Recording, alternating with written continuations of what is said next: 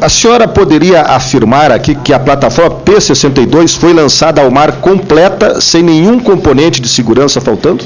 Eu posso dizer que sim, porque senão nós não teríamos tido as anuências, as certificações e autorizações que nós tivemos.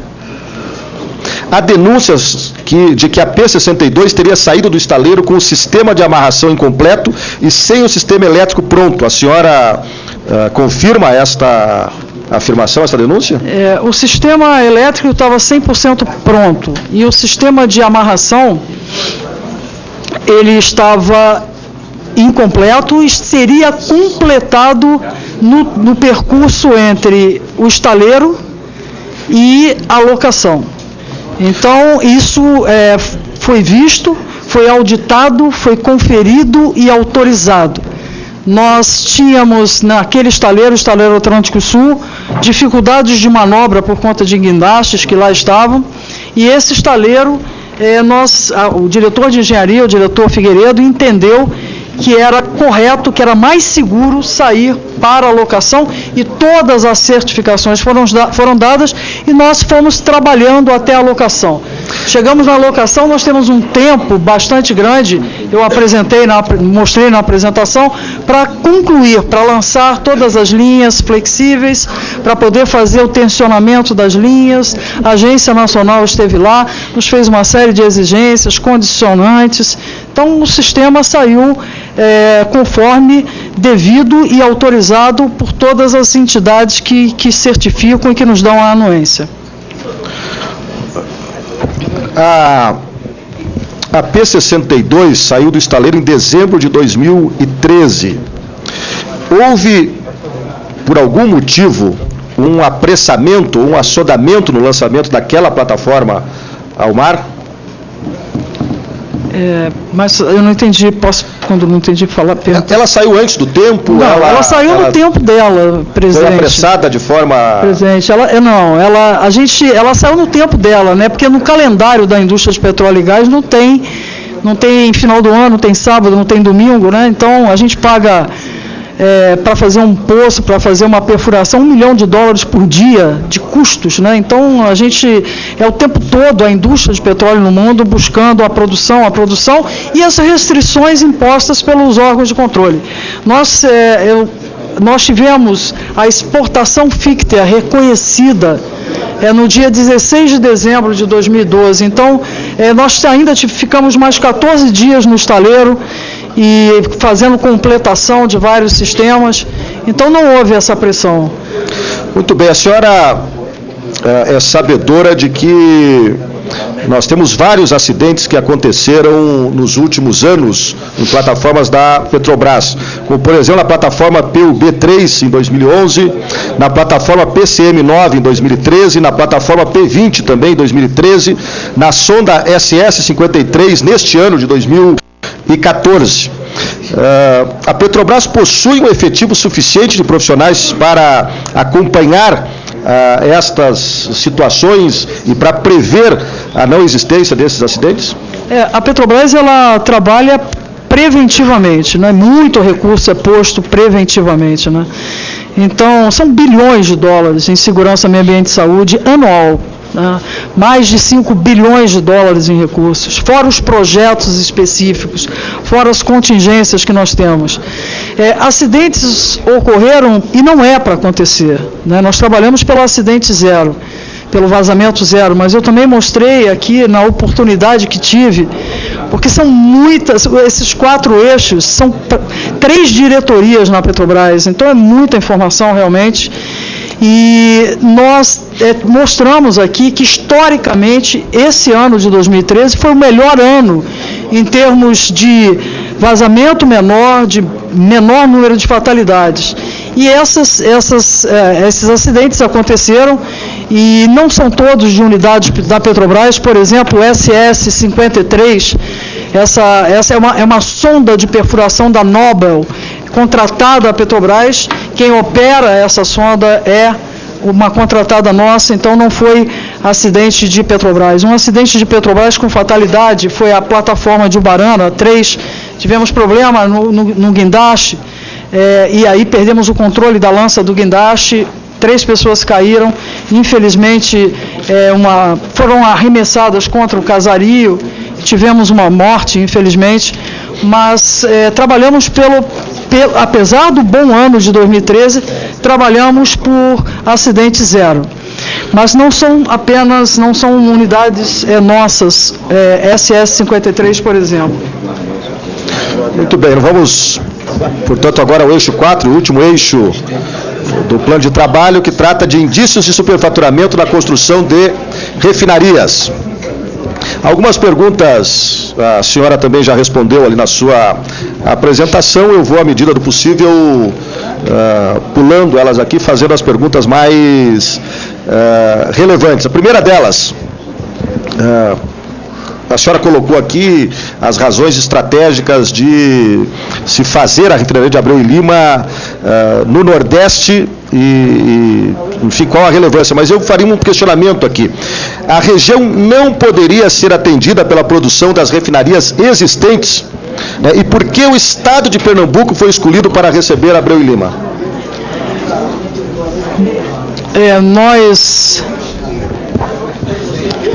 Nós não poderíamos atender as demandas que temos. Presidente, eu pedi interromper. Vamos, o mínimo de respeito. O que está acontecendo aqui não pode acontecer.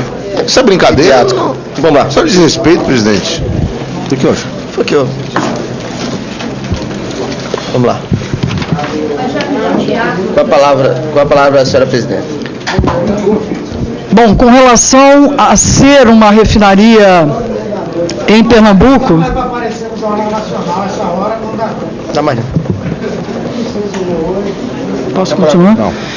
Em relação a ser Pernambuco, eu coloquei aqui que a gente, quando diz que está construindo uma refinaria, nós estamos fazendo mais do que a construção da refinaria em si. Nós precisamos investir muito forte em Suape, no porto de Suape. Nós precisamos investir nas rodovias. Foi necessário fazer investimento na geração de energia elétrica, mas ainda assim, senhor presidente, senhor relator, senhores presentes, de todas as avaliações que nós fizemos, não há a menor dúvida de que Pernambuco era sim e é sim o lugar mais adequado para que a gente conclua no menor prazo possível a refinaria de Pernambuco. Só falando em diesel, essa refinaria são 230 mil barris por dia. Somente de diesel nós temos 160 mil barris por dia de diesel. Quisera nós, de Petrobras, ter essa refinaria pronta hoje. 160 mil barris de diesel é quase o que nós importamos de diesel. Então, o nosso parque de refino hoje, ele não poderia atender, e como não atende, a região Nordeste não atende o Brasil, por isso é que nós importamos. E em 2020, se somarmos as refinarias do Nordeste, todas as 3, Clara Camarão, Relan, RPCC, Reman e Relan, nós teríamos um déficit bastante relevante sem essa refinaria RENEST. Teríamos um déficit de em torno de 150 mil barris por dia.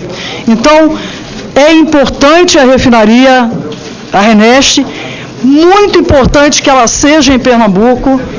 E Pernambuco, com todas as dificuldades do porto, com todas as dificuldades de acesso rodoviário, ainda são melhores do que outros acessos em outros estados. Muito bem, os jornais Valor Econômico e Estado de São Paulo, em maio deste ano, publicaram um texto afirmando que as obras de Abreu e Lima foram iniciadas sem aprovação do estudo de viabilidade técnica e econômica. Isso ocorreu, de fato? Não, não ocorreu. Todas as fases da nossa refinaria, elas obrigatoriamente atendem à sistemática da nossa companhia. Nós temos obrigação de atender essa sistemática e elas todas tiveram o seu percurso, a sua fase 1, fase 2, fase 3, fase 4, e todas elas tiveram um estudo de viabilidade técnica e econômica quantificado. Por que a Petrobras decidiu pela parceria com a petroleira venezuelana PDVSA para construir a refinaria Abreu e Lima? Na sua avaliação, houve influência política nesta escolha? Olha, essa questão da integração energética do Brasil, e eu realmente gostaria da atenção dos senhores, é altamente importante para qualquer país. Eu veria de uma forma temerária se o líder de uma nação, independente de que momento fosse, do que fosse, como fosse, independente de qualquer viés político que possa ter, que não busque a integração energética na América Latina. Um grande e espetacular exemplo de integração energética é o gasoduto Bolívia-Brasil. São Paulo, sem o gasoduto Bolívia-Brasil hoje, a região sudeste teríamos grande dificuldade de abastecimento do mercado de gás. Então é uma obra de 50 anos. O gasoduto Bolívia-Brasil começou a discussão há mais de 50 anos. Não uma obra, mas uma discussão contratual de mais de 50 anos. O governo do nosso presidente Fernando Henrique Cardoso começou o projeto. O governo do presidente Lula deu continuidade ao projeto, estações de compressão, expansão. O nosso país não seria hoje o grande suprimento que tem de gás da Bolívia. As relações na Argentina são extremamente importantes. A relação com o Uruguai, com o Paraguai, a relação com a Venezuela. A Venezuela tem a maior reserva provada de óleo do planeta e é vizinho do Brasil. Então, não buscarmos essa relação próspera de integração energética, eu acredito que seria algo assim inconcebível. Então, existem grandes oportunidades no Brasil, existem grandes oportunidades na Venezuela. Não há como se dar as costas para a maior reserva de petróleo do planeta, que é da Venezuela. Então, houve sim uma condução do país, houve sim uma interação entre Petrobras e os órgãos de governo no Brasil, PDVSA no exterior, e a decisão empresarial de construção de uma refinaria, a RENEST. Esse é o ponto, senhor relator. Muito bem. Foi noticiado, e a senhora trouxe aqui a este plenário, que os custos para a implantação de Abreu e Lima, previstos inicialmente em torno de 2,5 bilhões, já teriam ultrapassado, ou teriam a previsão de chegar a 18,5 bilhões de dólares. Eu gostaria que a senhora comentasse isso de novo, se essa diferença é verdadeira e qual é o orçamento real para a implantação da refinaria e que fatores provocaram essa diferença. Nós trabalhamos muito forte para concluir essa refinaria em 18,5 bilhões de dólares. É um trabalho realmente muito duro de segurar os investimentos, trabalhar os contratos. É mais fácil fazer, não é mais fácil, é difícil fazer isto, segurar os custos, CAPEX, desta obra e de várias outras, muito mais difícil no início, quando você não tem ainda um projeto completamente definido, como é assim que é na fase 1, na fase 2. Então, uma vez que nós temos o projeto na mão, estamos construindo e já temos 87% da construção, a minha tarefa é menos difícil do que tarefas do meu colega, do Gabriele. Porque você tem um projeto na mão. E trabalhamos firme para manter isso. E estamos há 2 anos e meio brigando para manter esses 18,5. Né? Hoje, nós já estamos a 15 bilhões de dólares essa refinaria. É uma refinaria que cara. A diferença em relação ao projeto inicial não é porque a conta foi feita do jeito que disseram que a conta foi feita. Não é isso. Eu já disse aqui que foi um trabalho de equipe da Petrobras. Foi um trabalho que nós podemos ter errado tudo e mais um pouco, mas foi um trabalho bastante digno, esse trabalho que foi feito pela engenharia e pelo abastecimento, engenharia do CENPES, o Centro de Pesquisas da Petrobras, e engenharia do abastecimento.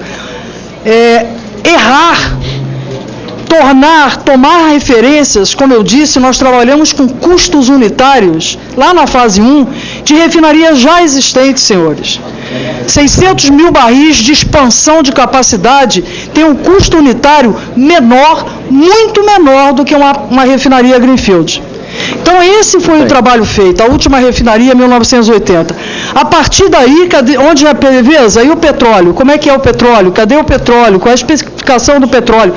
Chegamos na fase 3, passamos no estudo de viabilidade técnica e econômica com um projeto e com uma refinaria a ser construída. Esse é o ponto. Então, definitivamente, eu represento os empregados da Petrobras porque sou a presidente deles, dos empregados da Petrobras. E nós não aceitamos que tenhamos feito contas de qualquer maneira. Aceitamos, sim, que nós podemos ter errado. O que é possível acontecer na fase 1. Mas estamos trabalhando duro para ajustar tudo isso. O que o ex-diretor de abastecimento da Petrobras, o senhor Paulo Roberto Costa, em entrevista ao jornal Folha de São Paulo, e depois deste mês, aliás, na CPI do Senado, em depoimento, afirmou que a Petrobras teria feito uma conta de padeiro ao estimar os custos de construção da Abreu e Lima. Qual a sua opinião sobre essas declarações? E a Petrobras admite que tomou a decisão de construir Abreu e Lima com base em uma estimativa falsa? E quem foi o responsável pela estimativa de custo inicial? As passagens de fase, elas são conduzidas pela diretoria da área de negócios, ou seja, pela diretoria de abastecimento. Esse é o condutor das passagens de fase. Eu me nego a repetir essa palavra, eu acho isso uma coisa medonha. Em respeito à Petrobras, a engenharia da Petrobras é digna.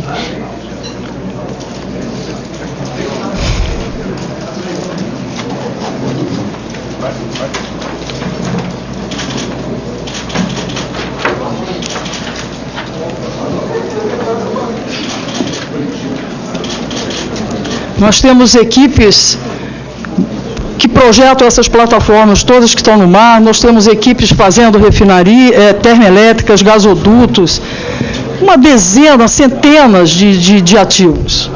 Então, eu não concordo definitivamente que a gente possa atribuir à engenharia da Petrobras essa condição, eu não concordo.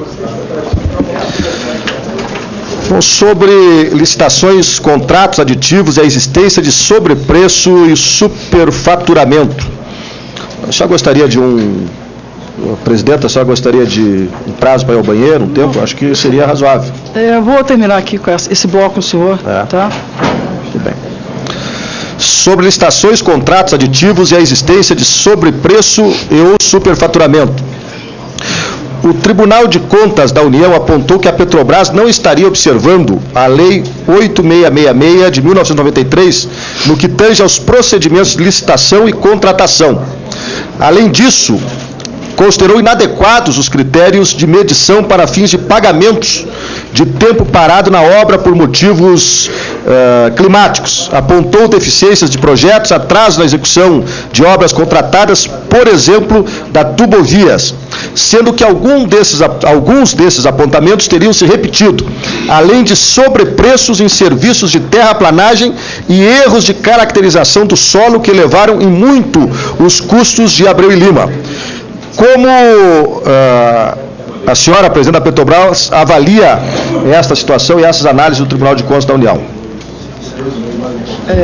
Esse assunto, né, como eu disse, eu sou a presidente da Petrobras, eu não sou a diretora da engenharia, eu não tenho todos os detalhes de tudo isso, eu acompanho de forma sistemática o questionamento do Tribunal de Contas da União.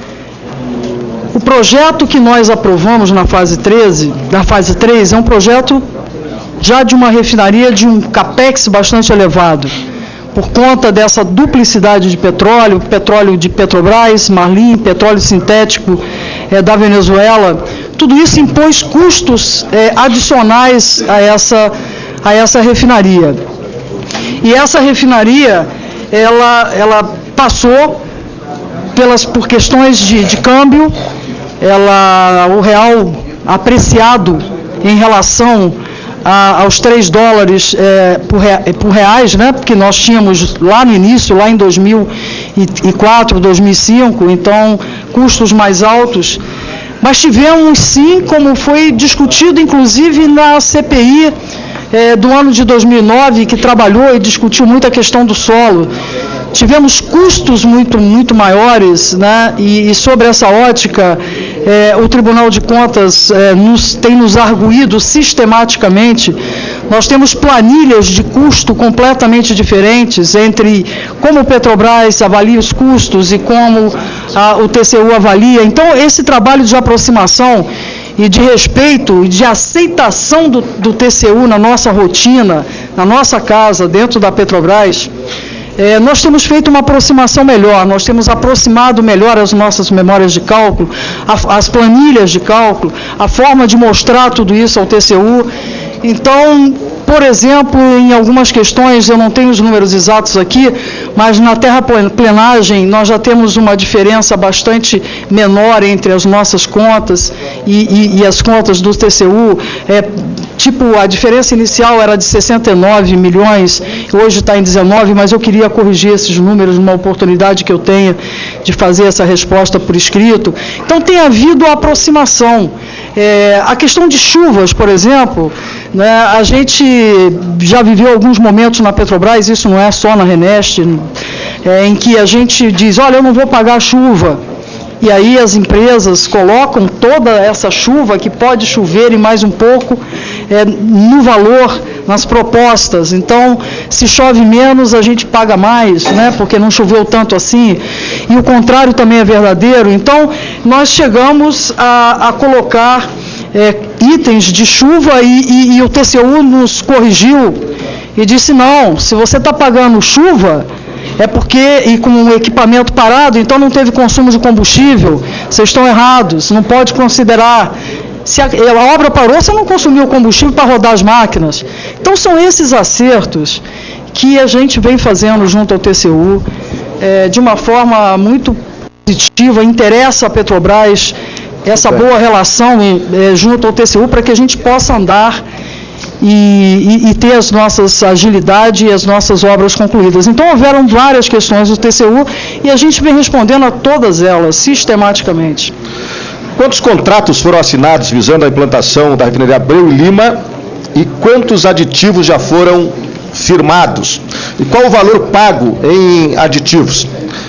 Por fim, quem na Petrobras é responsável pela aprovação de termos aditivos aos contratos de Abreu e Lima? Todos os aditivos passaram por avaliações técnicas e jurídicas? Nós temos o número exato, eu não tenho desses aditivos, mas desses contratos, mas eu tenho em números gerais, na ordem de 300 contratos.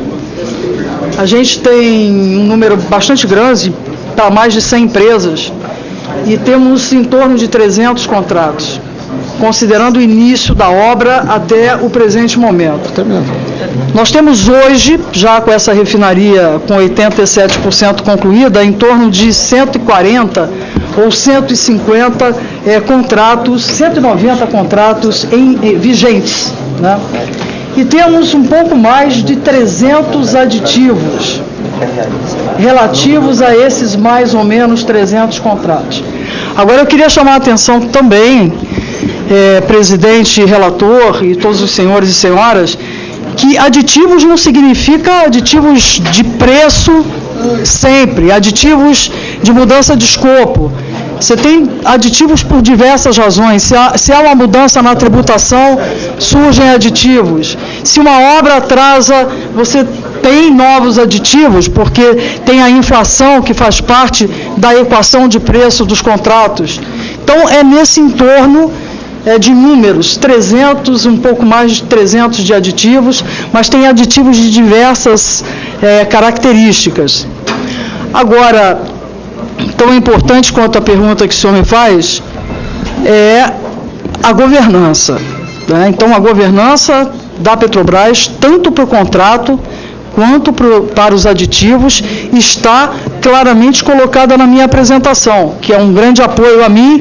É um texto longo que os senhores podem ler, mas tudo começa na Petrobras. Pode ter a empresa Abreu e Lima, começa com os dois gerentes executivos, o gerente executivo da engenharia, o gerente executivo do abastecimento. Esses dois gerentes executivos são ligados aos diretores.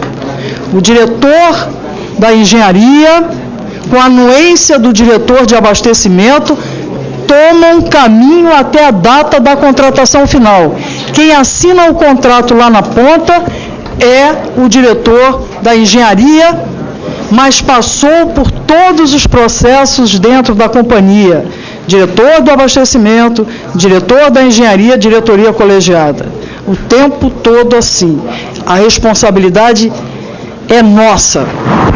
Agora, se porventura, dentro de uma comissão de avaliação que nós estamos fazendo, se identificarmos em algum contrato alguma questão de origem, ou na área do abastecimento, ou na área de engenharia, para aquele contrato especificamente, há um tratamento particular. Porque existe o processo, e ele reflete o que foi publicado no Diário Oficial da União. Existe um manual de contratação da Petrobras, existe um processo. Agora, a confiança, ela é fundamental.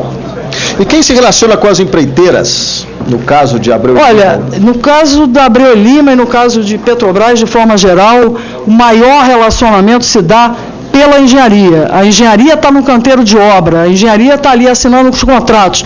Mas é prática na Petrobras que o diretor, e eu fui diretor e sei do que estou falando, que a gente somos dono do negócio.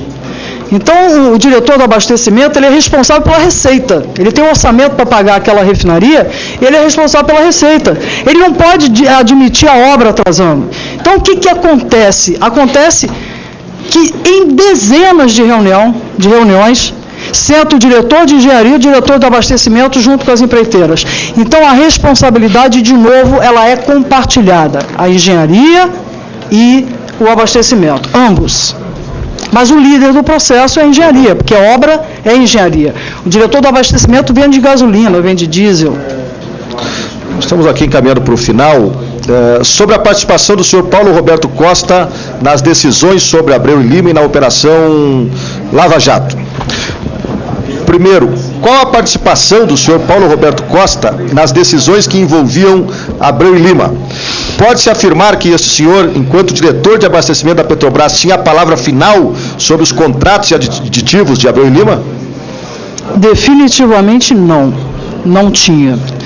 Nós começávamos tudo dentro da Petrobras. Então, dentro da área do abastecimento, passando com a engenharia, as anuências, e quando existia, por 5 anos, a empresa Abreu e Lima,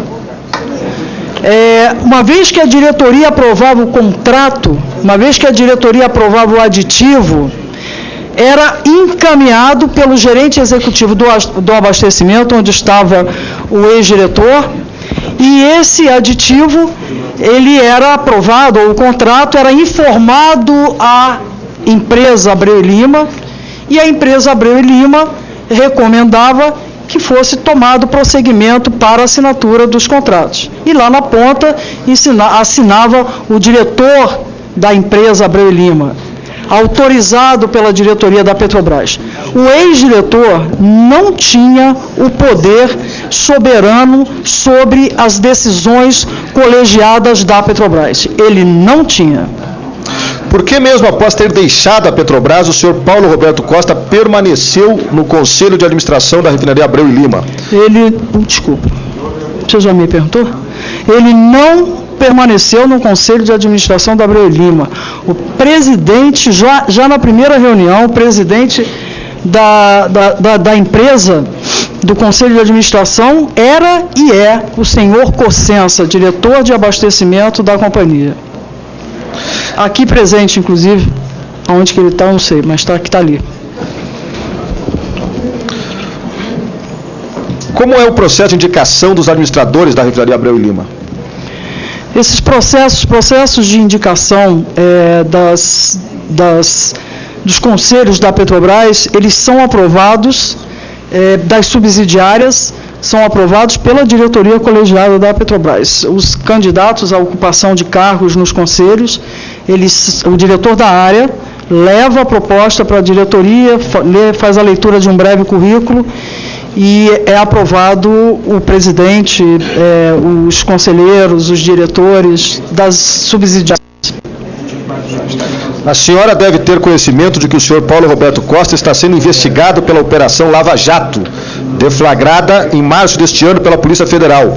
Denúncia do Ministério Público Federal acusa o ex-diretor de abastecimento da Petrobras de chefiar um grupo criminoso que atuava dentro da Petrobras. O que a senhora tem a dizer sobre isto? E outra pergunta na sequência. A senhora tem conhecimento de que algum outro funcionário da Petrobras, colaboradores do ex-diretor, estão sendo investigados pela Polícia Federal ou pelo Ministério Público? E se sim, quais os nomes destes? O conhecimento que eu tenho sobre a Operação Lava Jato, pela dita participação do ex-diretor, é o que eu leio na imprensa, é o que discutimos entre nós. Nós temos 30 anos, 35, 40 anos de empresa, a turma que tem 2 anos, um ano de Petrobras. Temos essas informações todas colhidas pela imprensa, jornais, depoimentos, infelizmente. Eu não tenho nada a dizer sobre isso. É um assunto que estarrece a todos nós e quando a gente lê sobre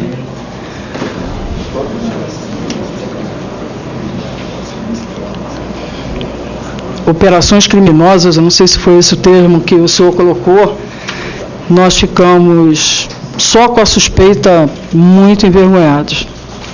Com a suspeita.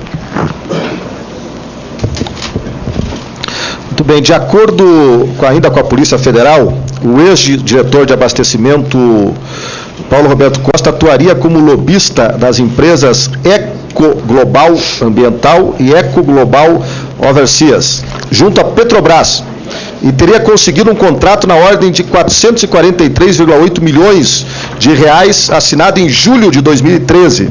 A senhora tem ou confirma a existência de contratos entre a Eco Global e a Petrobras e tinha conhecimento da atuação do senhor Paulo Roberto Costa como lobista daquela empresa? Nós fizemos, sobre esse assunto da Eco Global e da Astromarítima, logo que os assuntos saíram na imprensa, mais uma vez, nós decidimos criar uma comissão de apuração interna da Petrobras, para que a gente fizesse o levantamento de tudo isso. Essas 2 comissões, nós terminamos essas comissões, os relatórios ainda não foram entregues ao Ministério Público, ao CGU, estão sendo concluídos, fechados, deve estar saindo da companhia nas próximas horas, amanhã ou depois. Essas 2 comissões foram conduzidas pelo diretor Formili, que está aqui à minha esquerda, o diretor da área de exploração e produção, e nos 2 casos, na Eco Global e na Astromarítima, em nenhum dos 2 casos, a comissão identificou a participação do ex-diretor. Nós não tivemos essa indicação. No caso da Astromarítima, é uma empresa que já tradicional conosco, ela constrói, ela faz afretamento para a Petrobras e não há nenhuma questão com os contratos todos eles são anteriores a essa empresa do ex-diretor, então, mas mesmo assim não houve nenhuma identificação de que tivesse tido alguma interferência do Paulo, mesmo porque os contratos são anteriores, né? E na Eco Global também não há identificação, não foi identificado participação, contato, a comissão não identificou contato de nenhum dos nossos empregados e o ex-diretor, não há esse contato. Porém, no caso da Eco Global, nós tomamos a decisão de reavaliar os contratos. O contrato, porque foi um contrato de mais de 400 milhões que essa empresa conseguiu conosco, a EcoGlobal. Ela já tinha tido em tempos anteriores outros 4 contratos, boa performance, mas à luz de tamanha discussão, de tanta polêmica, como nós não tínhamos feito nenhum pagamento ainda, eles estavam no período de mobilização, e uma discussão complicada em relação à sociedade, quem era sócio da EcoGlobal, né, uma avaliação, e nós temos aí até amanhã, sexta-feira, para tomar a decisão com relação à continuidade ou não do contrato dessa EcoGlobal. Mas é importante colocar aqui que a comissão não identificou envolvimento do ex-diretor com nenhum dos nossos empregados sobre essa questão das contratações. A próxima pergunta era sobre a Astro Marítima, a Navegação e a Maersk. Mas a senhora já respondeu, então a próxima pergunta é: a Petrobras tem algum contrato com as empresas MO Consultoria e GFD Investimentos, ambas de Alberto Youssef? Não. Não temos nenhum contrato? Não temos. Muito bem. Bom, eu tenho outras perguntas aqui que eu vou depois encaminhar por escrito a Vossa Excelência para, se assim entender, respondê-la, que é sobre a recuperação de ativos da Petrobras e também sobre as obras no entorno da refinaria Abreu e Lima. Mas eu queria apenas fazer, para concluir aqui, 2 perguntas referentes ainda a Abreu e Lima, que, na nossa avaliação, precisarão ser no futuro investigadas por esta CPMI. A primeira: há recursos da Petrobras ou da União aplicados nas obras do entorno do complexo da refinaria Abreu e Lima? Segundo, a Petrobras repassou recursos ao governo de Pernambuco para as obras no complexo portuário de Suape, né, e se positivo por quê, quanto, em qual período? E terceiro, o governo do estado de Pernambuco se comprometeu com obras de infraestrutura no entorno da refinaria? O governo do estado de Pernambuco se comprometeu com obras no porto, se comprometeu com obras na rodovia para que a gente acessasse a refinaria. Foi decidido, né, que nós, ou pelo menos foi mapeado, que nós estaríamos concluindo essa refinaria em 2010, 2011, e o que eu tenho de informação é que o governo do estado não poderia atender a Petrobras no tempo em que nós precisaríamos, concluída a refinaria, concluída a infraestrutura para colocar a refinaria em operação. Então foi feito um acordo com a Petrobras, um contrato de adiantamento de tarifa. Nós teríamos um desconto na tarifa de movimentação de óleo e derivados no porto, e que nós faríamos um investimento nesse porto e nessas rodovias. Então existe o contrato, a Petrobras colocou em torno de um pouco mais de 780 milhões de reais, eu não tenho aqui o número exato, mas é nessa ordem, 780, ele está na minha apresentação, e tem mais 40 milhões a colocar. O fato é que na entrada do porto, né, existe uma área que está por conta do governo federal concluir essa etapa. Eu não tenho certeza, mas eu acredito que também há recursos do Estado, e a Petrobras já colocou tudo o que devia, e a gente, para colocar mais recurso agora, é importante que se resolva a questão que está por conta do Estado a concluir. Então, esse foi o trabalho que nós fizemos. O compromisso nosso é em torno de 840 milhões de dólares. Nós temos ainda uns 40 ou 50 milhões de dólares a colocar, mas é preciso que haja um posicionamento do governo do Estado, do governo federal, para que a gente possa caminhar. Agora, nós estamos muito seguros, né, e obra tem o seu próprio ritmo, mas pelo que projetamos, nós entendemos que em novembro de 2014 nós vamos começar a produzir o primeiro trem, em maio de 2015 o segundo. E esse canal de acesso, esse é o nome técnico, ele precisa estar concluído para que os grandes navios, né, que justificaram todo esse investimento, eles possam entrar e nós movimentarmos grandes volumes, porque se for com os navios de porte menor, nós vamos ter perdas na logística. Então, esse é um projeto importante de ser concluído, mas existem vultuosos investimentos de Petrobras, tanto na rodovia, quanto no canal, no porto, de forma geral, inclusive no seu canal de acesso. Muito bem, presidente. Com isso eu encerro aqui os meus questionamentos e quero, por fim, agradecer a presença da senhora aqui, presidenta, e dizer que as suas colocações todas foram muito esclarecedoras, né, a este relator.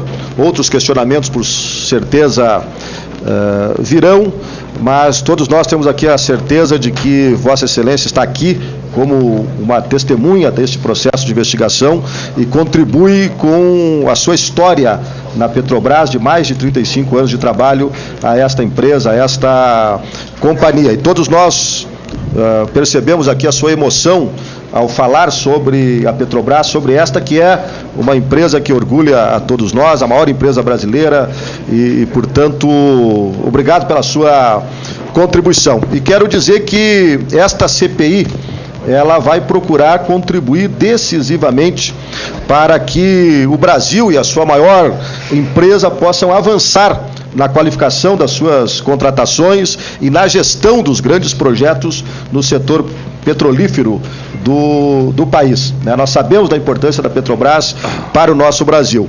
E uma das coisas que nós vamos estar discutindo aqui, que talvez nós tenhamos que conversar mais sobre isto, é sobre a importância de o Congresso Nacional discutir uma nova lei para as contratações da Petrobras, né? Que dê mais agilidade, que seja mais clara e mais transparente. Era isto, então, presidente, obrigado pela atenção e obrigado pelo tempo que me foi dispensado. Eu vou suspender por alguns instantes, a presidenta vai se dirigir ao toalete, quando voltar nós retomaremos o trabalho. Muito obrigado.